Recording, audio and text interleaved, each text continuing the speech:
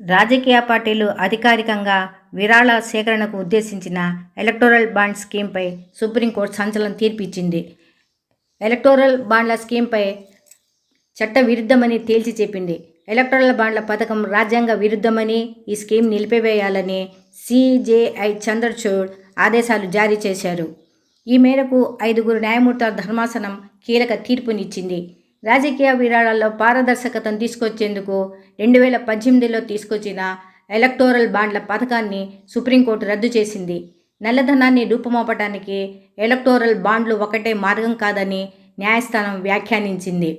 Electoral బాండ్లు విక్రయించరాదని court తీర్పు ఇచ్చింది. ఎలక్టోరల్ బాండ్ల పథకం ద్వారా క్విడ్ ప్రోకోకు అవకాశం ఉందని, పౌరుల సమాచార హక్కును ఈ స్కీమ్ ఉల్లంఘిస్తూ ఉంటుందని వివరించింది. ఎలక్టోరల్ బాండ్ల జారీని తక్షణమే నిలిపివేయాలని స్పష్టం చేసింది. ఎలక్టోరల్ బాండ్ల ద్వారా సేకరించిన విరాళాలు, పార్టీల వివరాలను వెల్లడించాలని సుప్రీంకోర్టు స్పష్టం చేసింది. రాజకీయ పార్టీలకు ఆర్థిక సహాయం 2 విధాలుగా ఉండొచ్చని కోర్టు అభిప్రాయపడింది. ఒక పార్టీకి మద్దతుగా అందించే విరాళాలు క్విడ్ ప్రోకోకు దారితీసే అవకాశం ఉందని కోర్టు అభిప్రాయపడింది.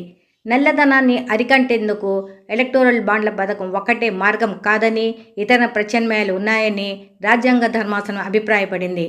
కాంగ్రెస్ నాయకులు జయ ఠాకూర్తో పాటు CPI, NGO association for democratic reforms దాఖలు చేసిన 4 వేర్వేరు పిటిషన్లపై గతేడాది అక్టోబర్ 31న సుప్రీంకోర్టులో వాదనలు మొదలయ్యాయి. ఈ కేసు విచారణ ఇదివరకే పూర్తయినప్పటికీ తీర్పును రిజర్వ్ చేస్తూ నవంబర్ 2న కోర్టు నిర్ణయం తీసుకున్న విషయం తెలిసిందే. కాగా ఎలక్టోరల్ బాండ్ల స్కీమ్ను జనవరి 2, 2018న కేంద్ర ప్రభుత్వం నోటిఫై చేసింది. ఈ పథకం ద్వారా రాజకీయ పార్టీలు పారదర్శకత పద్ధతిలో నిధులు సేకరిస్తున్నాయి. పథకానికి సంబంధించిన రూల్స్ ప్రకారము ఏ భారత పౌరుడు లేదా స్థాపించబడిన సంస్థ ఎలక్టోరల్ బాండ్లను కొనుగోలు చేయవచ్చు. వ్యక్తిగతంగా లేదా కొంతమంది వ్యక్తుల సమూహం కలిసి ఎలక్టోరల్ బాండ్లను కొనుగోలు చేయవచ్చు. అయితే ప్రజా ప్రాతినిధ్య చట్టం 1951లోని సెక్షన్ 29A కింద రిజిస్టర్ అయిన రాజకీయ పార్టీలు మాత్రమే ఎలక్టోరల్ బాండ్ల ద్వారా విరాళాలు సేకరించే వెసులుబాటు ఉంటుంది.